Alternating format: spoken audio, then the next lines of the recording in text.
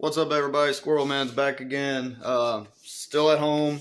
I'm getting back in the truck tomorrow. Uh, Going back to work. Yeah, I'm gonna be out for like 3 weeks again, paying the bills.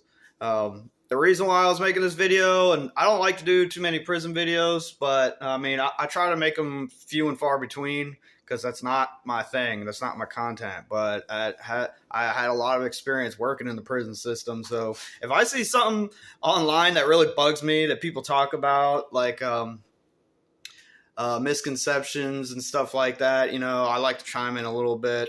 And one thing I like to say is, or the topic of the video is, can pedophiles survive in prison, or is it really as bad for them as the public thinks? Well, yes and no. Pedophiles absolutely survive in prison. Yeah, I mean, in my experience, the prisons I worked in, I met a lot, and I mean a lot, of sex offenders in there. And really, it's all about what that individual is willing to do to survive or adapt to that environment. What kind of skills do they bring to the table? What kind of things are they willing to do? Do they have any resources on the outside? There's so many things. I remember one individual that was in there for doing really, really disgusting things to his own daughters, which I don't even want to speak of. But he, before he got locked up, he was a lawyer.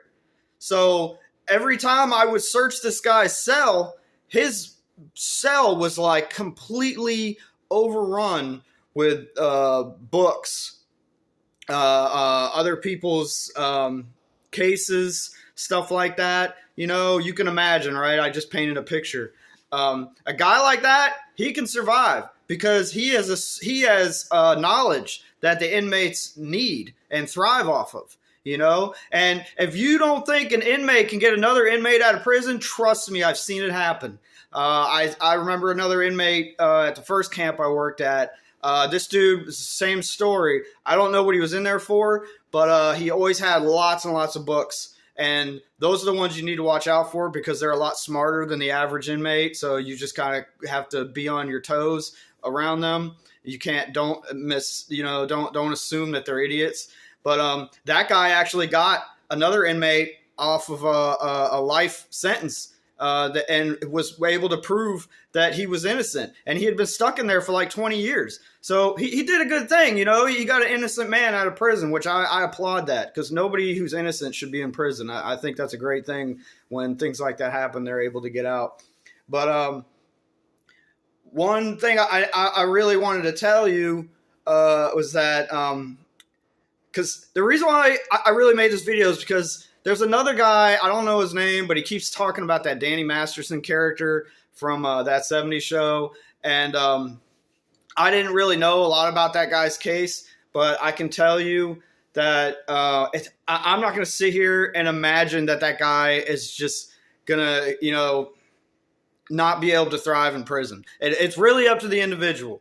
It's really up to what he's willing to do once he gets in there. And a lot of people, they can walk into a prison and ask for PC, protective custody, like right off the bat. And they can stay in there as long as they want. I had inmates that they stayed in PC. They never came out. You can walk in there and say, hey, I don't feel safe. I don't want to go out there, and legally, and I can't speak for every state, but the state I worked for, we had to keep them in there. We didn't have a choice. If they ask for PC, you have to give it to them. So don't believe everything you see on the internet. Don't believe everything you hear, even from people. I appreciate other people's experiences. I respect other people's knowledge and opinions of people that have either lived in a prison system or worked in a prison system because they actually know what they're talking about. People that have never been in there, never worked in there, they don't know what they're talking about. They're just parroting some crap that they heard on the internet for somebody else, And one thing you got to realize is, no disrespect to anybody who's lived in the prison system, but a lot of those people love to tell stories. They like to tell stories to get attention. So they might take a story that's this big and blow it up into this big just because they want to get all that attention, So keep that in mind when you see things online about stuff like that. So yeah, the bottom line is, just because you get arrested and charged on a sex crime against a child, it's not an immediate death sentence. I'm sorry. I honestly, if it were up to me, they would be way harsher penalties for that kind of stuff. Way harsher penalties, because I've seen guys serving less time in prison on a sex crime towards a child than the other guy who was in there for selling cocaine, which is ridiculous. I think that's just disgusting, but that's just the way it is. I don't make the laws. I'm just telling you what I saw. So anyway, let me know what you think in the comments. Like, share, subscribe. Common sense ain't common.